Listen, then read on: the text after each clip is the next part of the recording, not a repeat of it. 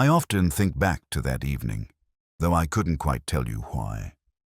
Memory has its own sense of weather, and that night the air inside my mind carries the same muffled heaviness that hung over Oxford like a dropped curtain. I'd left the station with no particular urgency, letting the late hour settle into my bones.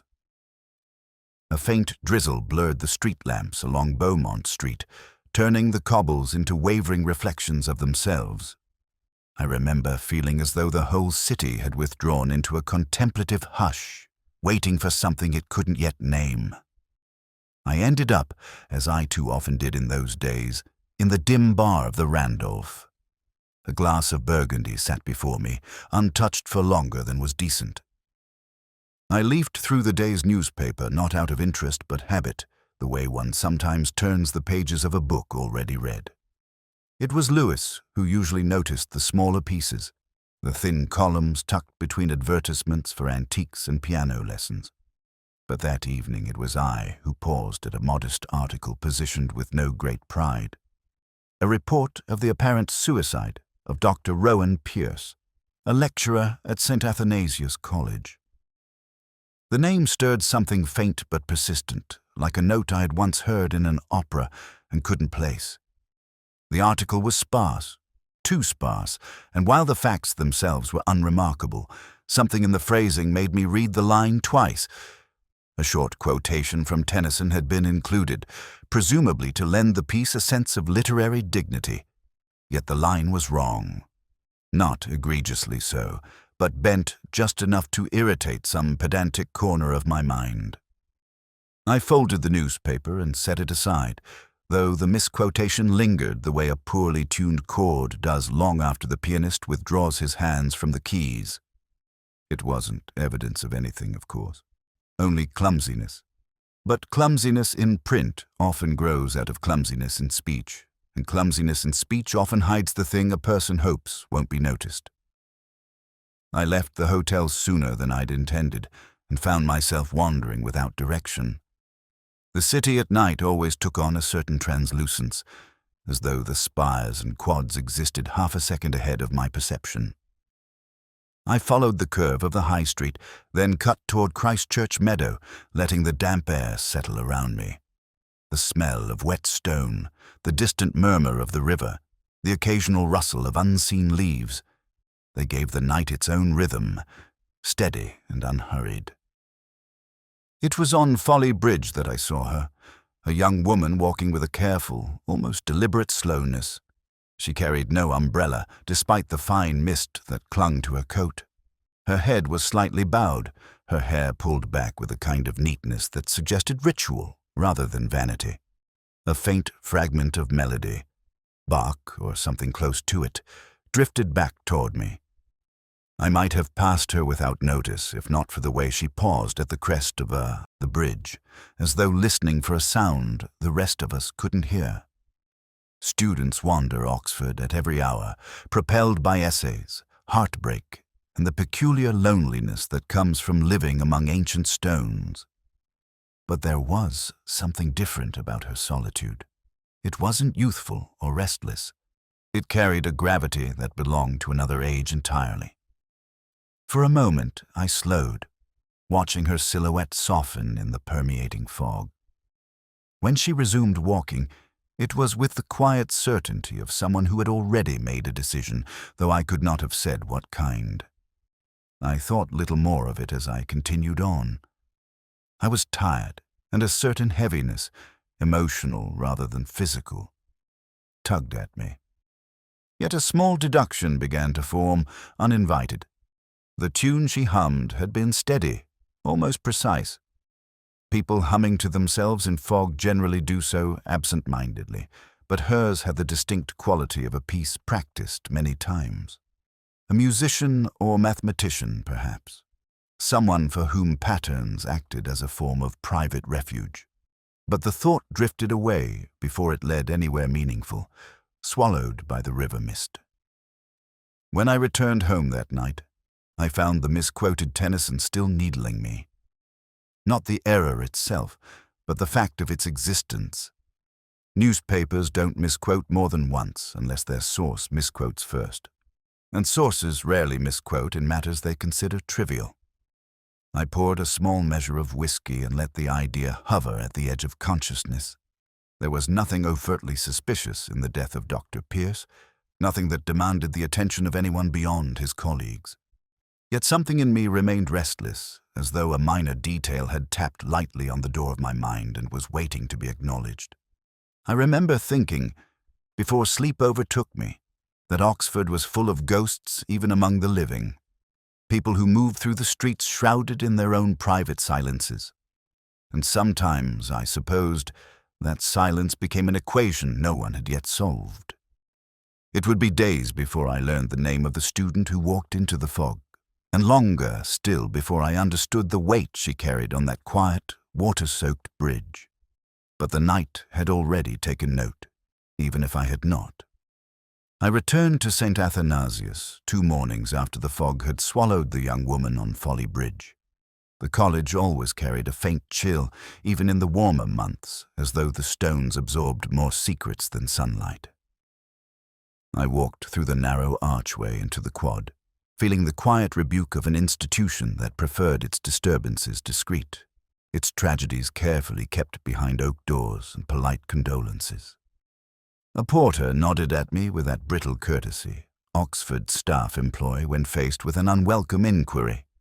He offered to lead me to Dr. Rowan Pierce's rooms, though he did so with the reluctance of a man guiding a stranger through the remnants of a private ritual.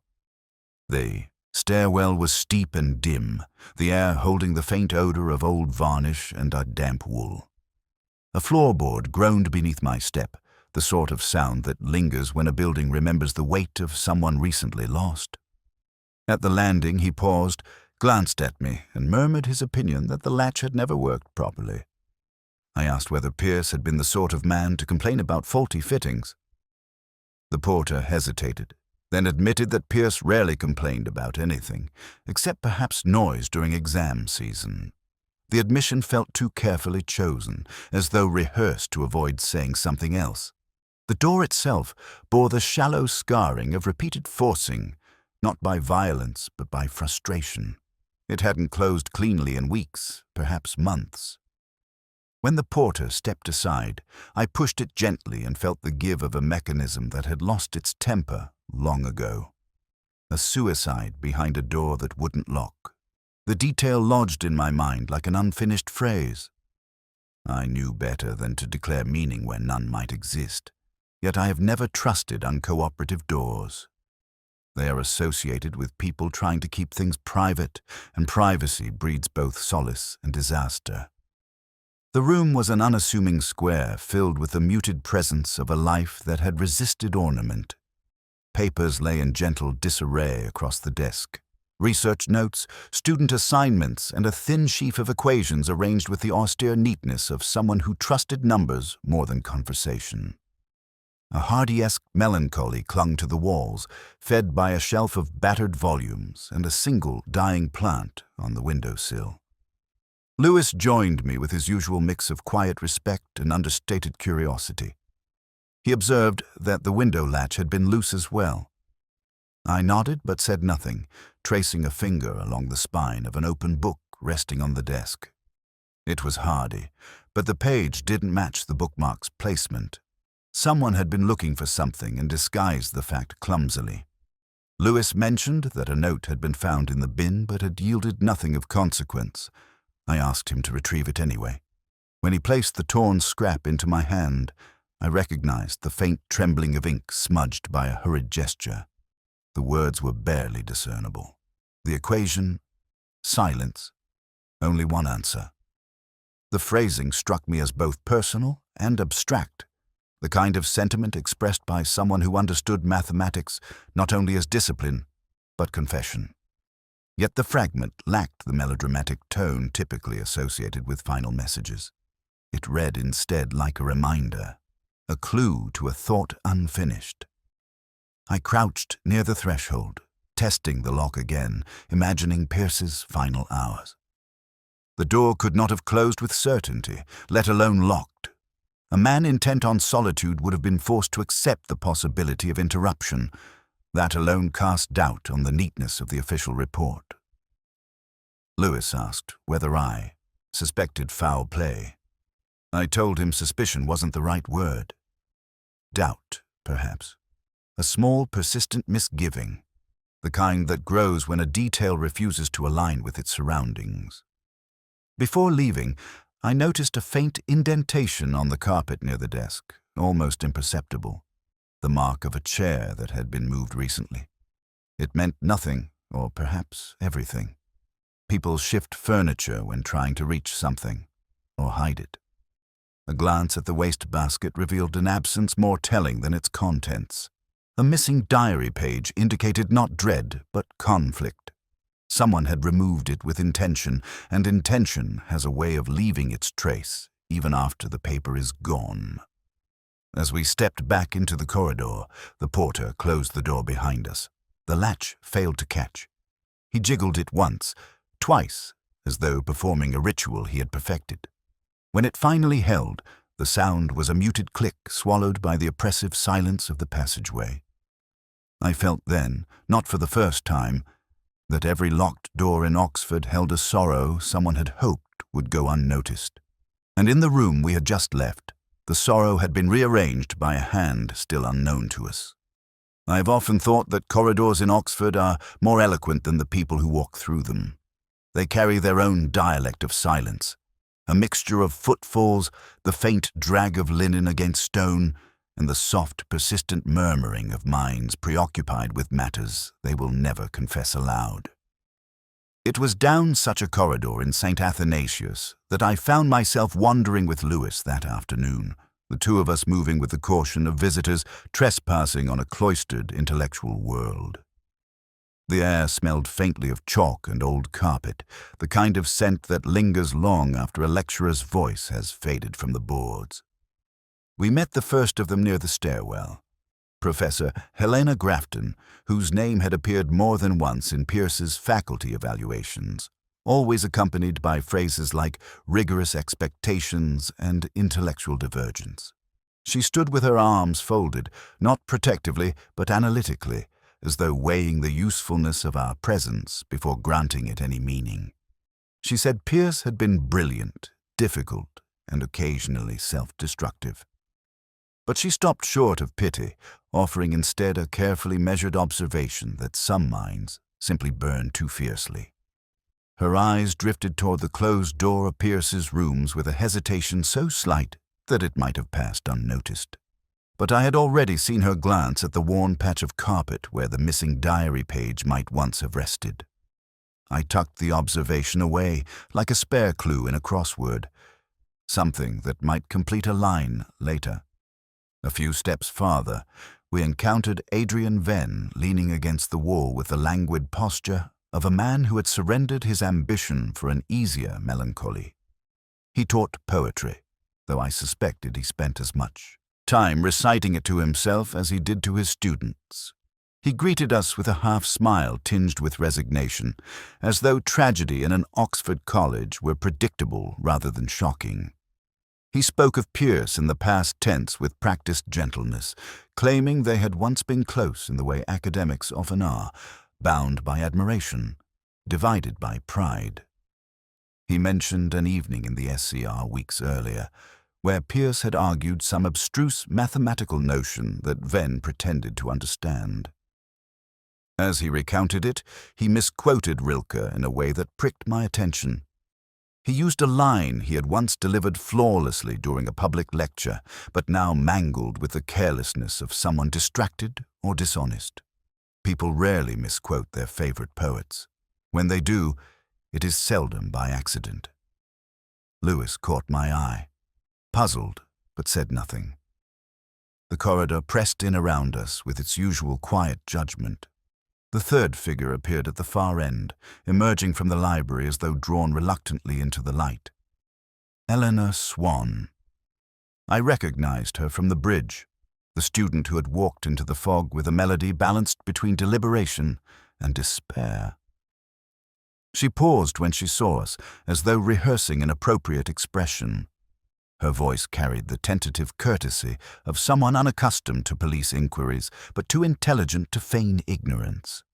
She claimed she had barely known Pierce, insisted their academic overlap was superficial, and offered a small, brittle smile that resembled neither truth nor falsehood. Her fingertips worried the spine of a book she held against her chest, a silent confession of nerves. I asked where she had been the night Pierce died. She said the library, as many did, but the answer lacked the weary monotony of routine.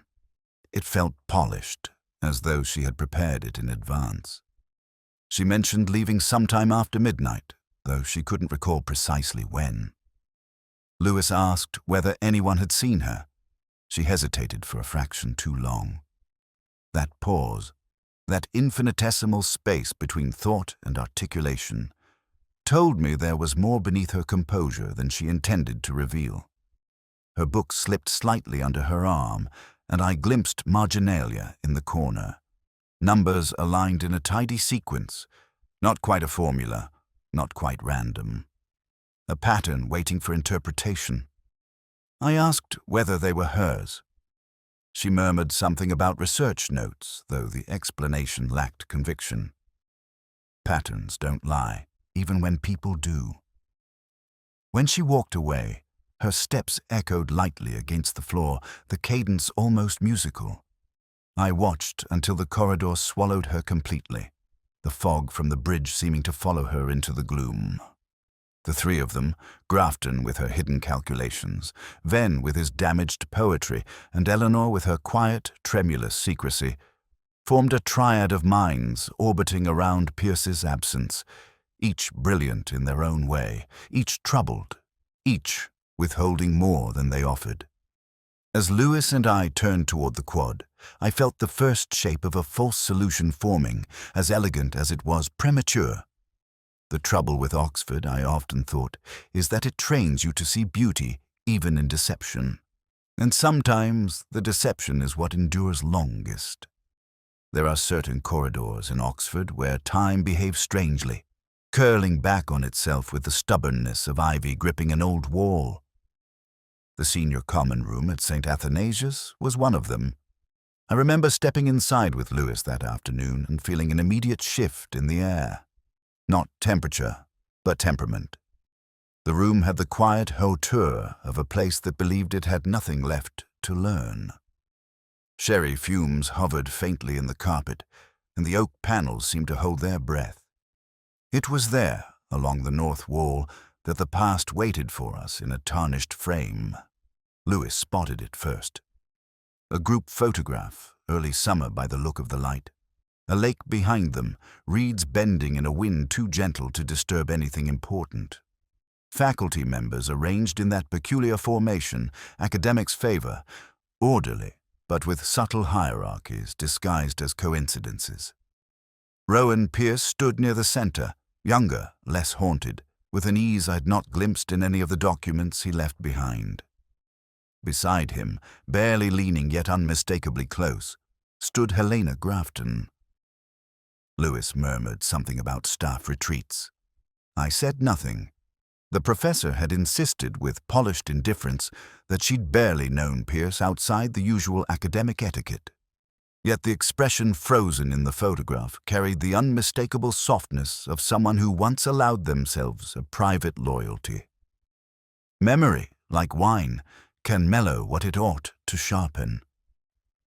As I studied the picture, a thin film of dust brushed off on my fingers. Someone had moved the frame recently, perhaps only to straighten it, perhaps not. I leaned closer. The lake in the background had a peculiar stillness to it, as though the photographer had captured not water, but the idea of water. Pierce's hand rested lightly against his thigh. Grafton's appeared poised between proximity and restraint. That small gap between them suggested a story neither had wanted recorded. Lewis asked whether I thought it meant anything. I told him everything means something, though not always what we hope. My voice sounded heavier than I intended. There are summers in my own life I've chosen not to mention, and I recognize the courage it takes to bury a season rather than recall it. We resumed looking through Pierce's belongings stored temporarily in a side cupboard. papers, a lecture timetable, a crossword torn neatly along the fold. Only half the clues had been attempted. One of them, a 6-letter solution, read, "Where truth hides." Pierce had left it blank. I felt a faint tug at the corner of my mind, the kind that suggested a clue deliberately abandoned, not overlooked. When a man obsessed with precision refuses to answer a question, it is rarely because he does not know it.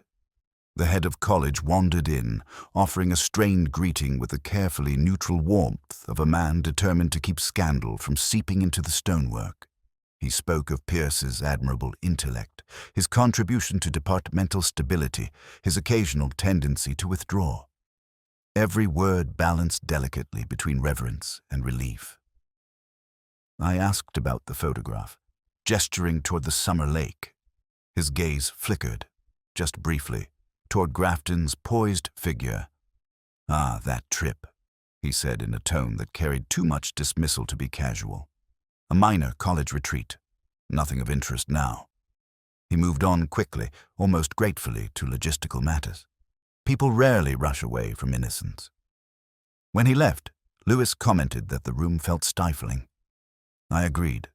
The walls radiated a kind of academic claustrophobia, a pressure built from unexpressed grievances and the thin veneer of collegiality. I had seen enough SCRs in my career to recognize the pattern. Intellect sharpened into rivalry, friendship bruised into silence. Oxford breeds brilliance, but it also nurtures wounds too refined to bleed visibly. Before leaving, I returned to the photograph. This time I focused not on the faces, but on the details the eye usually ignores. A chair slightly angled, as though someone had moved hastily to join the group. A shadow behind Pierce not aligned with the others. A sliver of shoreline missing from the frame's edge, cropped intentionally rather than by accident. Someone had wanted the lake without the memory. I touched the glass lightly, the gesture more reflex than instinct. The dust that clung to the frame told its own story, that it had been handled recently, but not displayed with pride. Memories preserved, but not honored. A summer too significant to forget, too complicated to recount. As Lewis and I stepped back into the corridor, the floorboard under my heel gave a soft, familiar creak, as though the past exhaled behind us. I carried the photograph's silence with me, a silence far heavier than any equation Pierce had left unfinished. And I knew, with a certainty I could not yet articulate, that the truth of that summer would matter more than anyone wished it to. There are people whose silence arrives not as a void, but as a construction. Deliberate, shaped, almost architectural in its restraint. Eleanor Swan was one of them. I met her again 2 days after our first encounter in the corridor, when Lewis and I arranged a follow-up interview in one of the small reading rooms that branched off the college library. The room had that familiar Oxford hush, a faint dryness of old paper, a residue of chalk that seems to drift from walls even when no one has touched a blackboard in months. She stood by the window when we entered, holding herself with the stillness of someone bracing quietly for an unwelcome tide. Her greeting was careful, almost mathematical in its balance between courtesy and distance. I asked whether she minded if we spoke for a moment. She said she didn't, though her eyes moved to the shelves with the kind of fleeting desperation usually reserved for doorways rather than books. She explained that she had already told us everything she knew about Dr. Pierce and that their association had been incidental. Overlapping subject interests, shared departmental obligations. Nothing more. The words sounded like sentences she had prepared the night before, rehearsed until she could deploy them without tremor. Yet a faint tremor remained. Lewis asked whether she had attended the seminar Pierce had given a month earlier.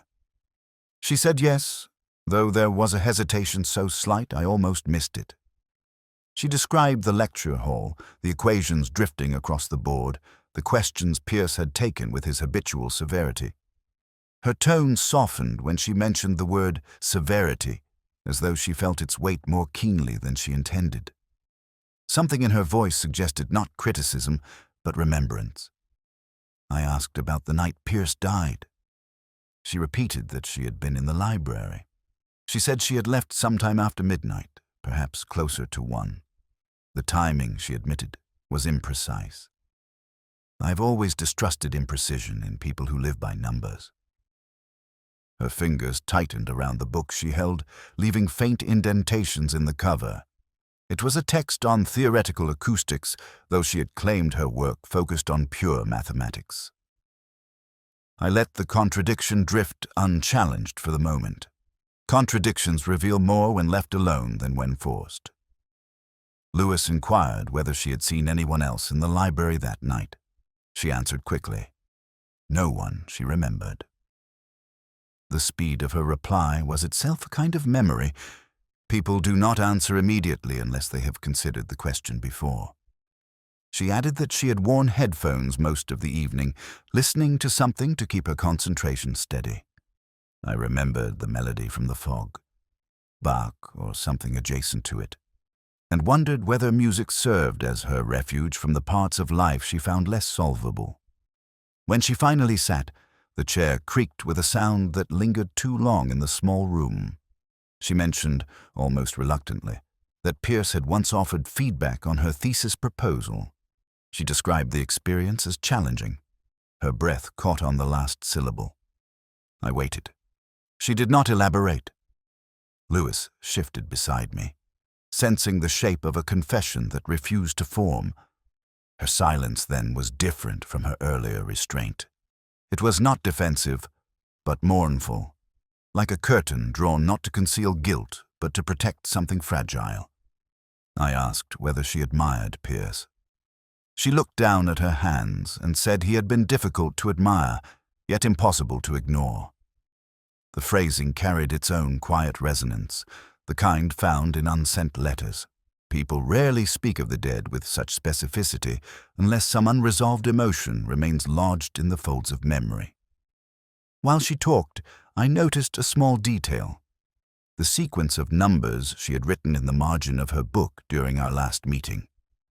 Now the book she held contained a similar line of notation, almost identical in structure, though transposed in a way that suggested a pattern evolving rather than repeating. Patterns that move usually belong to active thought, not relics of past work. Her mind, I suspected, was orbiting something she had chosen not to disclose. When we stood to leave, she thanked us with a softness that unsettled me.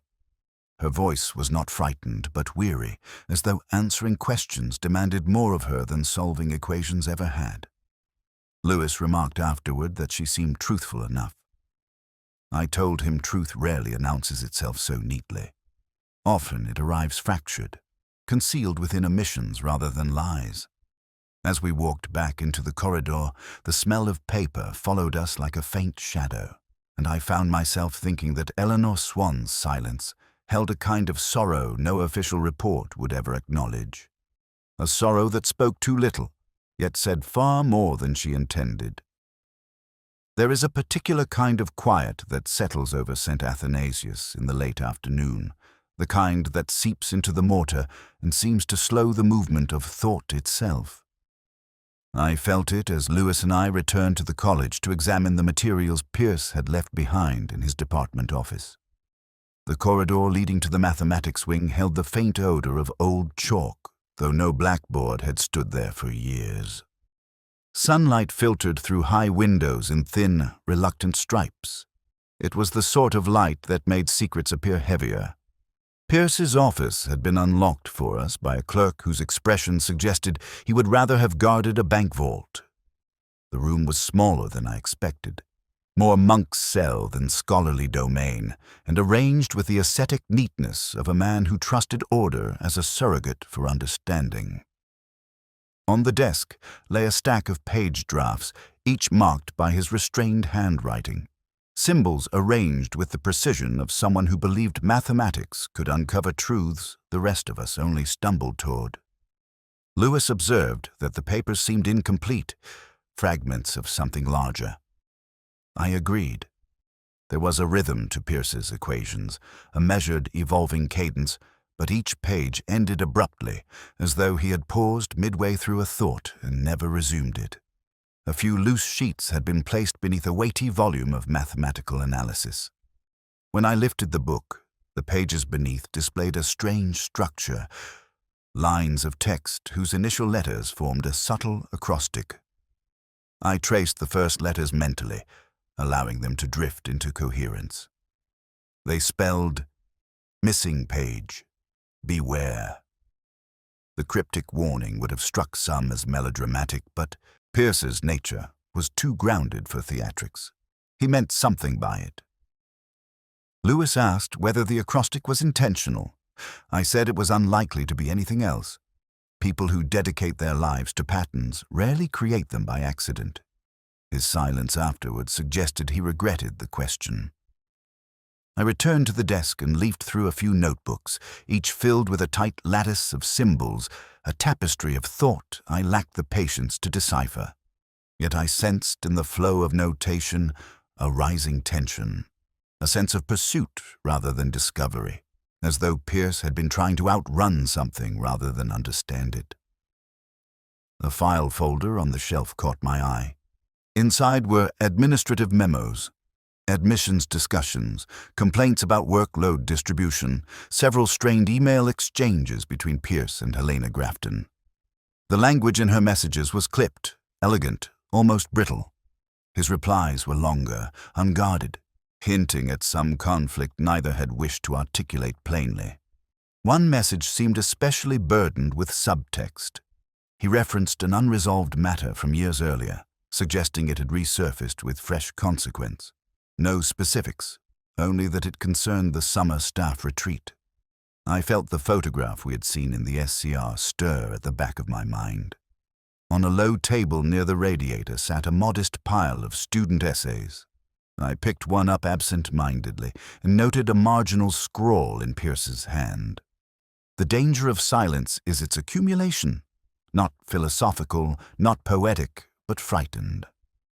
Something had pressed on him in those final weeks, and the pressure had not come from equations alone. Lewis studied the office window. The latch was loose, just like the one in Pierce's room. He wondered aloud whether someone might have entered unnoticed. I told him windows rarely lie. They reveal more by failing than by functioning, and this one had clearly failed for some time. Yet his question lingered. A faulty latch does not guarantee intrusion, but it certainly invites it. As we prepared to leave, I noticed a crossword hidden beneath a journal. Pierce had completed only a few clues, but one caught my attention. Unresolved truth, 7 letters. He had written nothing beside it. The space remained starkly blank, an emptiness more deliberate than forgetful. The symmetry between the acrostic warning and the unfinished clue tightened around my thoughts, with the quiet pressure of inevitability. Before stepping out, I glanced again at the desk. A pen lay slightly askew as though dropped mid-thought. Papers with neat ascetic ordering contrasted with a single page set at an inconsistent angle. Its corner bore a faint indentation, the mark left by someone pressing a finger into the margin. A gesture of impatience or fear, or perhaps resignation. Outside the office, the corridor stretched ahead in its perpetual hush. Lewis walked a pace behind me, his footsteps measured, uncertain.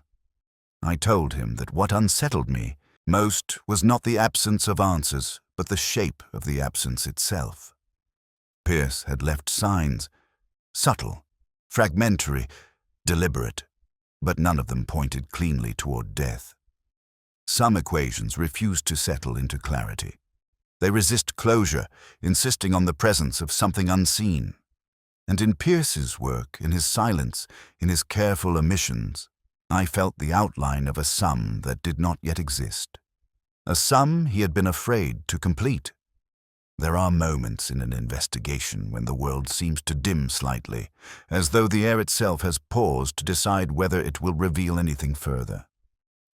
I felt that hesitation on the morning Lewis placed a copy of Rowan Pierce's recently amended will on my desk.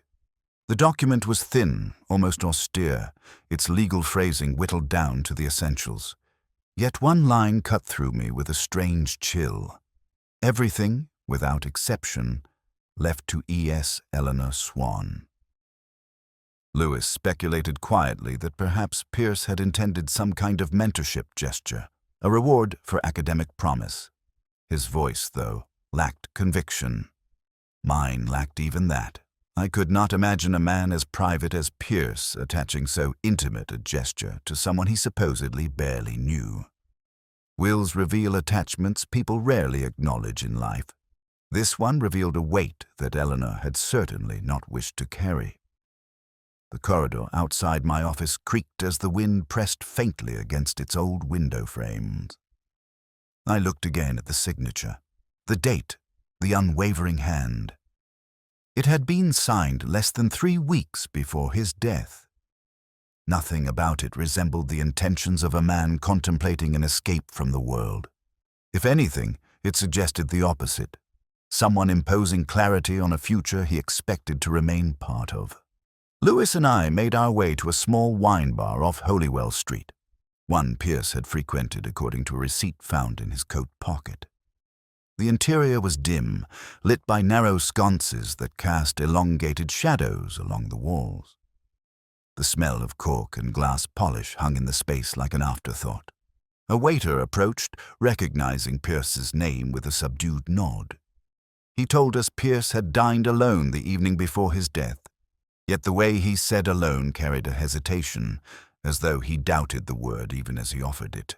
He recalled Pierce ordering an expensive Burgundy, a bottle far richer than the man had ever ordered before.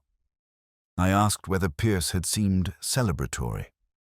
The waiter paused, then said he seemed frightened, though he had tried to disguise it behind the strained courtesy of someone attempting not to burden a stranger. Fare carries its own aroma, one I had come to recognize in the faint tremor behind a steady voice. The wine list still sat on the counter, crisp and immaculate. I glanced through it, not expecting revelation, yet a small notation in the margin caught my attention. 3 numbers, faintly penciled. They formed an arithmetic progression that reminded me, uncomfortably, of the sequences Eleanor had scribbled in her books. Lewis asked whether I thought it meant anything. I told him I thought everything meant something, though perhaps not what we hoped. The waiter, watching us, added that Pierce had left before finishing his wine, a detail that struck me far more deeply than I admitted aloud. Back at the station, we found ourselves circling the same set of doubts, trying to locate the binding thread among disparate fragments. A will naming a woman he wasn't meant to care about, a bottle he never drank, a night filled with a fear no one had understood. Lewis suggested Helena Grafton might have known more than she had claimed. I agreed, but not with the satisfaction of a man reaching a conclusion, more with the resignation of someone acknowledging an inevitable complication. Later, I sat alone in my office, the light fading to a muted dusk that left the corners in gentle shadow.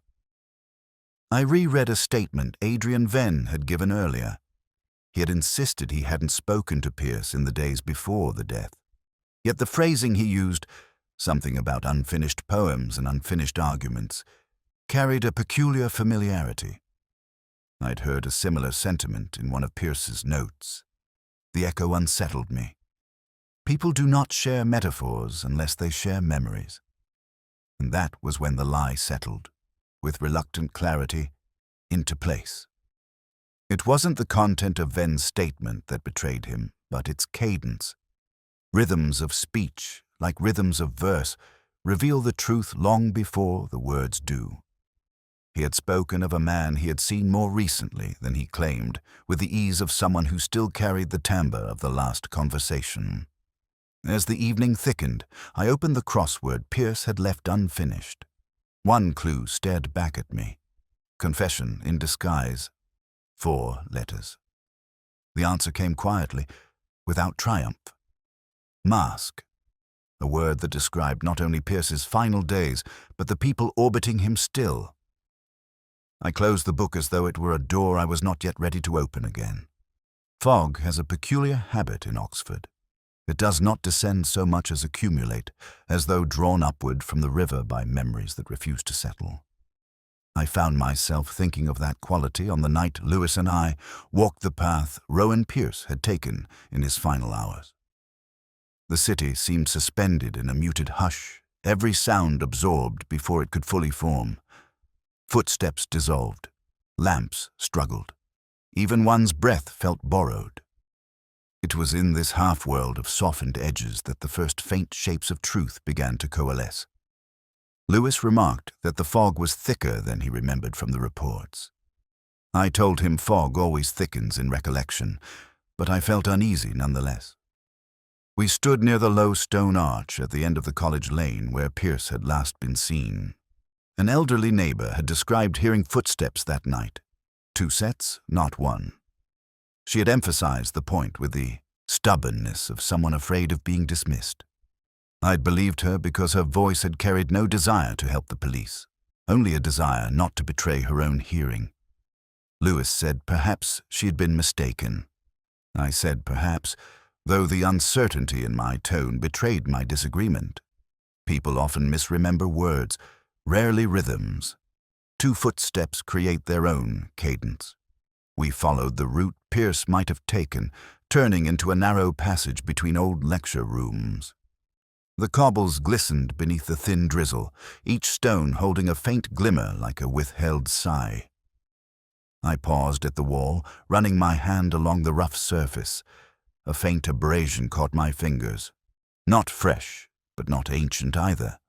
Someone had halted here, perhaps bracing themselves, or resisting. As we emerged onto the street, the fog thickened, turning the lamps into blurred halos. I felt again the echo of that earlier night when I'd seen Eleanor Swan crossing Folly Bridge with her quiet, steadfast steps. She had walked as someone accustomed to moving through uncertainty. Yet something about her posture that evening seemed different, imbued with a private resolve. I wondered whether she had passed this very spot, whether she had sensed the same heaviness in the air. Lewis asked whether I thought Eleanor had met Pierce that night. I told him I did not know. What I did know was that her silences had grown heavier as the days progressed, gaining the density of unshed confession. Yet she had not struck me as someone who would harm another. Sadness, yes. Fear, certainly. But violence did not cling to her like it did to others. We moved toward the main road where the street lamp cast a broader circle of dim light. Lewis bent to examine a small metal scrape on the pavement, barely visible beneath grit. It might have been nothing. It might have been the mark of a bicycle stand or a careless pram. But I felt a faint pulse of recognition. A similar indentation had lain near Pierce's desk. A subtle sign of sudden movement. Repetition makes meaning, even when the elements appear trivial. Back at the college entrance, the porter on duty confirmed something he had earlier skirted around. A visitor had signed in late that night. The signature had been smudged, unreadable, conveniently so. The porter admitted that he had been distracted, fumbling with an umbrella that refused to stand straight in its cylindrical stand. A pathetic defense, yet wholly believable in its mundanity. Sometimes truth hides in the clumsiness of ordinary life. I asked him to recall the visitor's demeanor. He said quiet, almost too quiet. A person moving with care, as though anxious not to appear anxious. That description could have matched half the people in the college, yet it narrowed the field in its own quiet way. We stepped outside again, and I let the fog wrap around my thoughts. There is a moment in every investigation when a shape forms, not from evidence, but from an absence. A negative space more telling than any fact. I felt that moment pressing nearer. The fog disguised little now. Instead, it illuminated by concealment. It forced the mind to infer, to imagine, to consider what the eye could not. As we walked back toward the car, I asked Lewis whether he remembered the misquoted poem Adrian Venn had recited days earlier. He nodded without interest. I did not elaborate, though a quiet thread connected itself in my mind. People who misquote familiar lines rarely do so unless they are distracted, and distraction rarely arrives uninvited. The river murmured faintly, somewhere beyond the blur of lamplight. I stood for a moment, allowing the cold mist to settle on my coat. The night felt dense with withheld truths, each one suspended like droplets waiting to fall. The fog had not hidden enough that night. It had concealed shapes, perhaps even faces, but it had not muffled the cadence of two sets of footsteps. And sometimes cadence, more than clarity, reveals the direction of things. As we drove away, the city receded into a soft gray shroud. Yet I felt certain that the fog, in its stubborn insistence on distorting the visible world, had exposed more than it concealed. It had merely waited for someone willing to listen. There are times when a library feels less like a building and more like a confession chamber. St. Athanasius possessed that quality in abundance, particularly in the East Reading Room where the dust never quite settled and the lamps hummed with the faint fatigue of a century's study.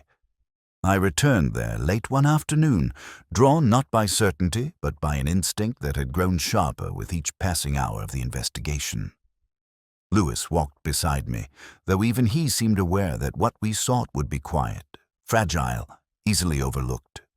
Eleanor Swan had mentioned working there often. Venn had claimed to avoid it entirely. Helena Grafton had denied ever using the poetry section. People reveal more through their omissions than their statements. I followed those absences like a trail. The reading room was nearly empty when we entered. A single postgraduate slept over her notes. A librarian shuffled returns with the weary grace of someone accustomed to being ignored. The air smelled faintly of old vellum and the stale tang of radiator heat. I felt the stillness wrap around us like a withheld breath. I moved toward the poetry shelves, not because I expected poetry to reveal anything, but because grief often leaves traces in places people visit when they have nowhere else to put their sorrow. Pierce, I suspected, had been such a man. Someone who sought solace not among equations, but among words he wished he understood better. A thin volume caught my eye. The familiar green cover of a collected poet I knew Venn admired. Something about its placement felt wrong, slightly askew as though returned by someone inattentive or hurried. I lifted it gently. The weight of it felt uneven, a page pressed or folded beneath. When I opened it, a fragment of paper fluttered onto the floor. Lewis retrieved it before I could bend. He handed it to me without comment, though his expression suggested he recognized its significance before I did. It was a torn corner from a notebook sheet. The ink was unmistakably Pierce's. Precise, slightly slanted, with the restraint of a man who measured words before allowing them to exist. He had written only a single line. The lake was never still. The phrase struck me with an odd, almost mournful force. It belonged not to mathematics, but memory. And immediately the photograph in the SCR came back. The lake behind the assembled faculty, the curious way the water had seemed unnaturally calm, as though the photographer had caught a moment where reality had momentarily ceased its movement. I turned deeper into the book.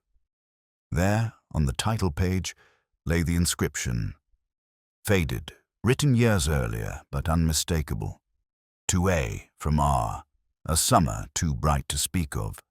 Keep what we cannot keep. The handwriting was younger, freer before formality had tightened its grip on him. It was intimate in a way most academics never allow themselves to be. The initial A was unnecessary. Its meaning struck me as sharply as a confession. Adrian Venn. Lewis exhaled quietly. I did not. Emotion has a way of thickening the air at moments like these, and I did not wish to disturb the fragile truth unfolding in front of us. I examined the handwriting carefully.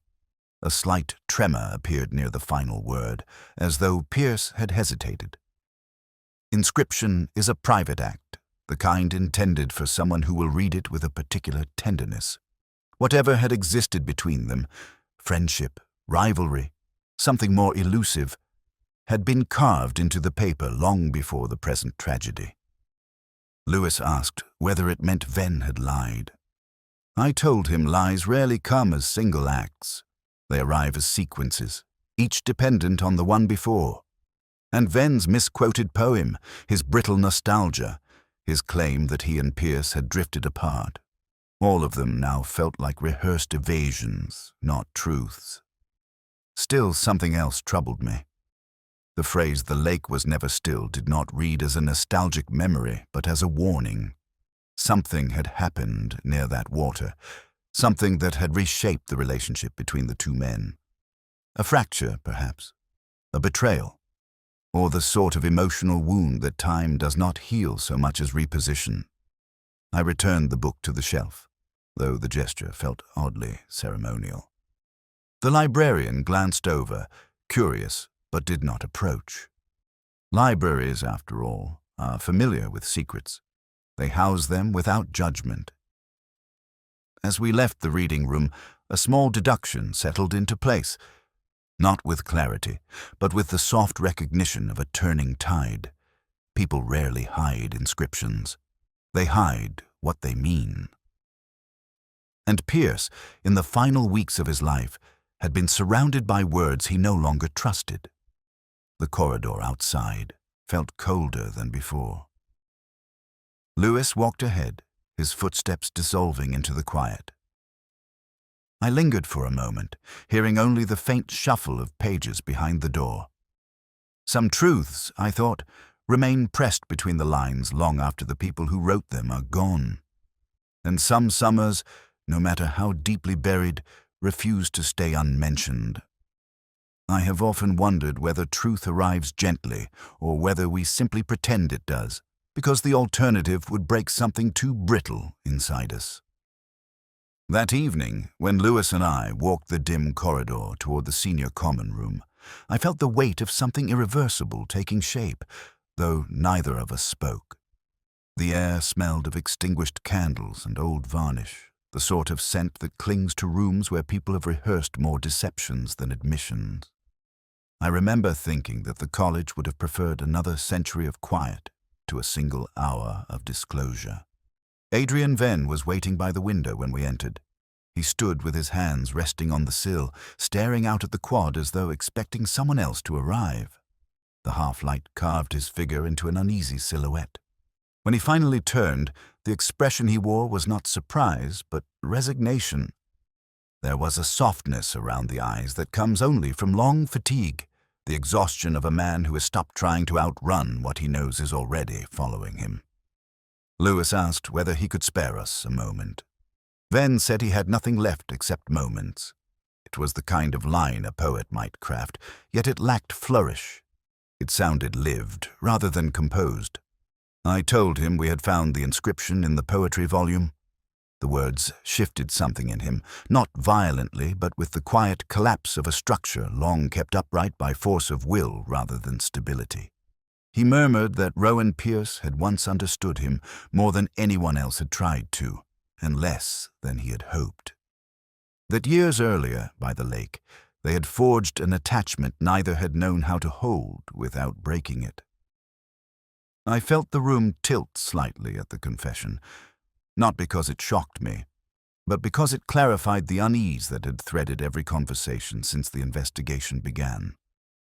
Venn said the relationship had faltered under the strain of ambition, shame, and the peculiar way Oxford magnifies private wounds by surrounding them with public brilliance. Pierce had threatened, not out of cruelty but despair, to reveal everything when a departmental dispute intensified. Venn had asked him to reconsider. Pierce had refused. Their final meeting, Venn said, had not been planned. He had gone to Pierce's room, intending to salvage something. Instead, an argument had spiraled, words thrown with the precision of people who know exactly where to strike. Lewis asked whether he had intended violence. Venn shook his head with a grief so quiet it felt almost reverent. He said Pierce had stepped back, stumbled near the faulty latch, and the moment had tipped into something neither had meant. The staging, he admitted, had been instinctive, a terrified attempt to impose order upon a chaos he could not bear to face. When he finished speaking, the silence felt older than any of us. I told him that Pierce's final crossword had offered a clue he had refused to answer. Unresolved truth. 7 letters. I said I believed Pierce had understood that truth rarely resolves itself. It simply changes shape until someone is brave enough to look at it directly. Venn closed his eyes, and for a moment I wondered whether he heard that as absolution or accusation. Lewis read him his rights with a solemnity I rarely saw in him. Venn did not resist. He asked only that we leave the window open for a moment longer, as though the cold air might steady him. I granted the request. The quad below was dim, touched by a thin fog that had begun gathering again, as though the river itself wished to reclaim the evening. Later, after we escorted him out, I found myself walking alone toward Folly Bridge. The stones were damp, reflecting the moonlight in faint, trembling patches. I leaned on the rail, listening to the slow churn of the water. In its surface, the city appeared distorted, as though memory itself had slipped slightly out of alignment. I thought of Eleanor Swan leaving Oxford with her quiet sorrow, of Helena Grafton returning to the armor of her intellect, of Lewis asking whether truth always ended this way. I told him earlier that it didn't. I wasn't sure then. I'm still not. Truth, I've learned, is not an equation one solves. It is the residue left after every false answer has been surrendered. And some part of Pierce's truth, the part that belonged only to him, remained beyond calculation. As I turned back toward the city, a bell tolled faintly, its sound drifting like a final annotation on an unfinished page.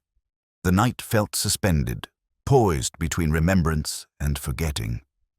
I walked on, carrying the quiet weight of a story that, even in resolution, refused to become simple, and perhaps that was the only honesty it could offer.